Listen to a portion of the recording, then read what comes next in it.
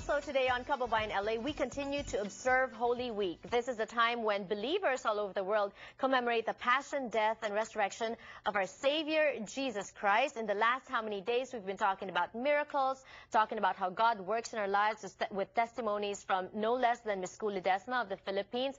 Today on the show, we're going to talk about some of the rituals. We touched on that a little bit yesterday with Father Raymond De Cepeda. Today we have Father Robert Victoria, another priest, another parish priest or pastor, who will be joining us to talk to us about the rituals during Holy Week and why we do those things and why we observe those things. And that's all today on the show. Also in entertainment, we have backstage interviews from The Voice and American Idol brought to us by Pacific Rim Video. But before that, here's the news brought to us by Balita.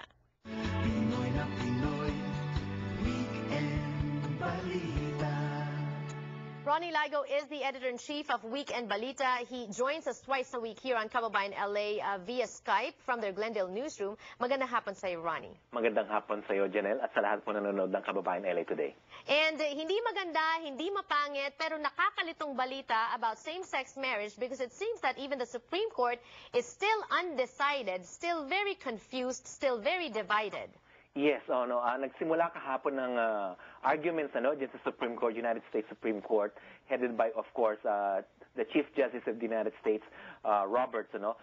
Siguro, banggitin lang natin yung mga statistics dyan, kasi ang pinag-uusapan nila kahapon, yung Proposition 8, na kung saan, alam mo sa California, binoto ng mga tao to ban gay marriage dito sa state natin. There are 40,000 children who are being raised by same-sex couples sa buong Amerika. Napakalaki niyan. Meanwhile, dito sa sa California, 18,000 couples are married, yung mga same-sex marriage. Sa buong Amerika daw, 130,000 couples. Napakarami nito. So they are now hearing is the United States Constitution, should it honor yung institution na ang marriage is between a man and a woman, yes. Or papayagan sila constitutionally kasi everyone has a right to whatever things he thinks or she thinks that he is entitled to under the Constitution.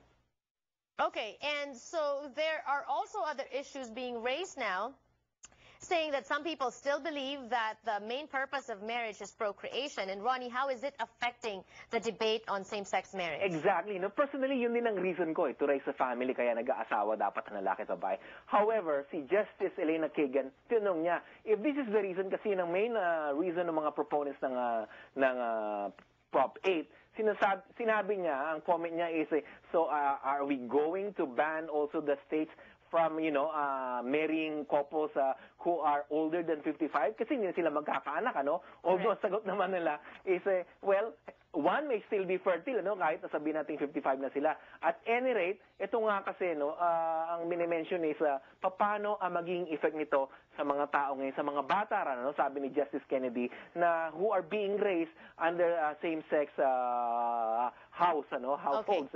So, yun ang mga importanteng issue rito. Of course, malalaman natin by June, mukhang yun talaga ang decision kasi may isa pang issue yung tinatawag na DOMA, Defense of Marriage Act, na kung yes. saan the U.S. government defined marriage between man and a woman, kaya marami na di-deny, gaya ng immigration benefits and other benefits, Kaya ngayon gusto ring itinetest sa US Supreme Court kung ito ba ay talagang constitutional or hindi. The debates are still ongoing, and as Ronnie said, so hopefully by June we will get a decision on this. But speaking of immigration, there's something going on with immigration, and this has to do with the Form I-94.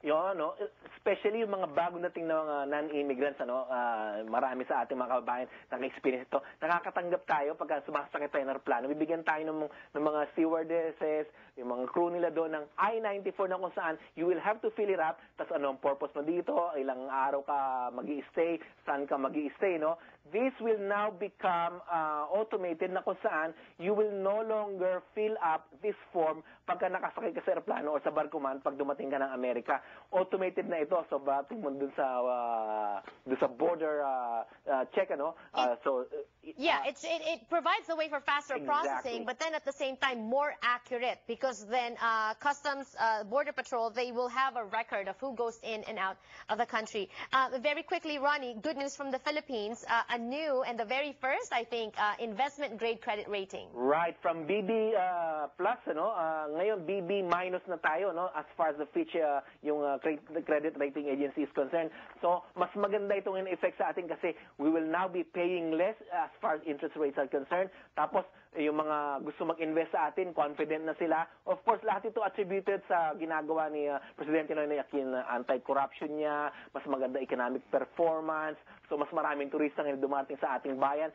So napakagandang manifestation ng pag-uunlad ng ating bansa at sana mag-translate naman sa mga mas maraming trabaho para sa ating mga kababayan in the near future. Thank you so much, Ronnie, for sharing those stories with us at mas marami pang balita. Of course, sa aming pang mga pahayagan, Weekend Balita at saka usasianpost.com, US Asian Post, at of course yung aming pang mga websites for daily updated news, weekendbalita.com at saka po usasianpost.com. Thank you so much and more power to you. Maraming salamat po sa inyo. When we return on Kababayan LA, let us talk about real estate. Don't go away.